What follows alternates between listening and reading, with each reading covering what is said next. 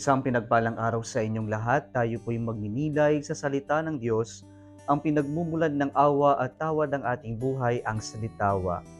Ngayon po ay February 2, Sunday, Feast of the Presentation of the Lord, World Day for Consecrated Life and Religious Life.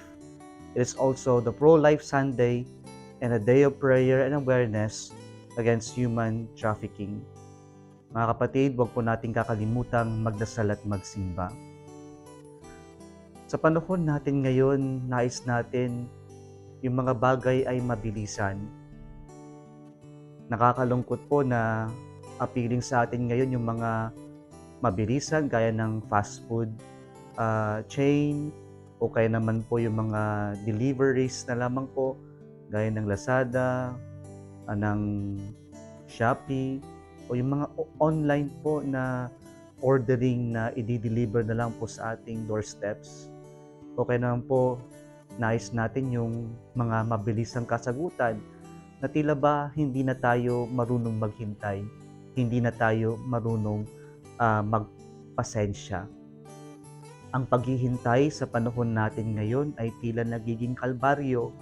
Ang paghihintay sa panahon natin ngayon o ang matagalang paghihintay ay para bang pag-aaksayan ng panahon o ng oras. Kaya mas pipiliin na lang natin madalian, mabilisan o pabilisin ang proseso.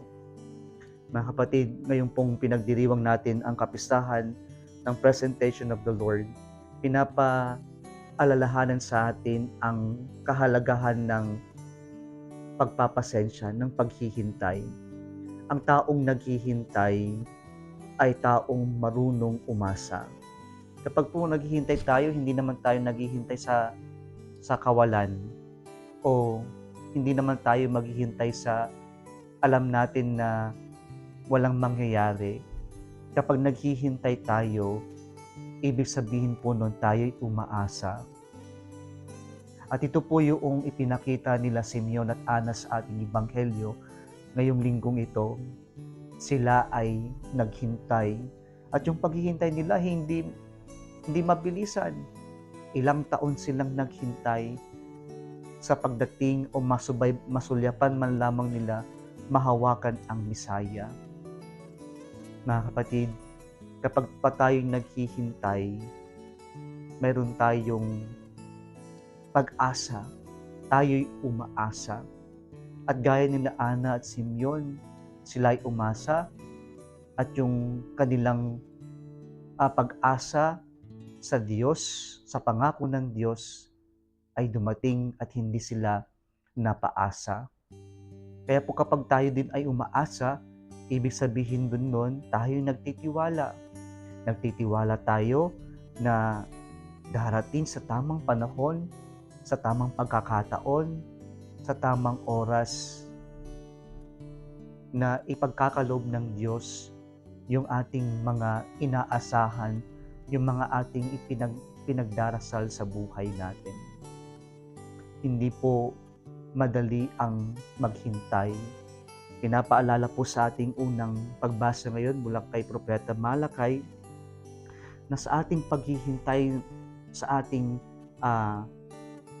pagsusumamo na umasa sa Panginoon, ay daraan tayo sa matinding apoy at matinding paglilinis. At sana po mapaalalahanan tayo ng ating unang pagbasa ngayon na hindi po madali sapagkat ang pagbabago na inaalay sa atin ng Panginoon ay yung pagbabago na daraan tayo sa hirap, daraan tayo sa mga pagsubok sa buhay natin, na habang tayo naghihintay, para bang tayo'y sinusubok din ng mga pagkakataon sa buhay natin. Pero lahat po ng pagsubok na yan ay parte po para po maipalabas sa atin gaya ng metal na dumaan sa apoy para po maging isang ginto o ng isang tela na binabad sa panlinis upang maging malinis. Masakit, Pero sana po sa lahat ng hirap natin ay huwag nating hiningin sa Diyos sa tanggalin ito. Pero sana ang ipagkaloob sa atin ng Diyos ay yung mas mapalalim yung pananalig, pagtitiwala at pag-asa natin kung ano ba ang nais ng Diyos na ating makamtan sa lahat ng ating pinagdaraanan sa buhay natin. Sa ating ikalawang pagbasa ngayon, ipinapaalala sa atin na ang Diyos natin na who was presented in the temple became like us, a human person except sin. At sa kanya pong pakikipagkaisa sa atin, he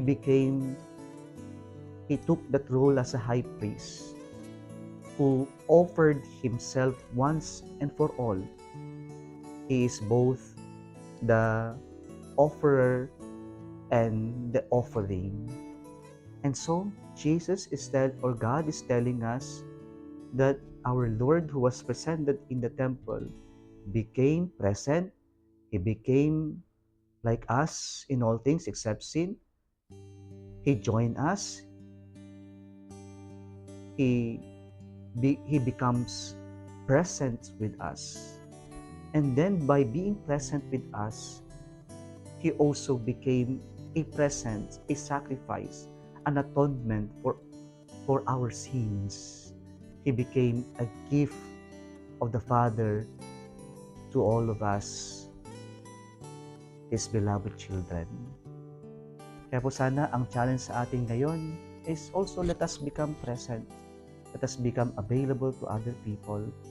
At the same time, let our lives become a gift, a present also to other people. Kung nagustuhan mo ang video na ito, huwag kalimutang mag-like, i-share at mag-subscribe sa Salita o Facebook page and YouTube channel. Muli isang pinagpalang araw sa inyong lahat.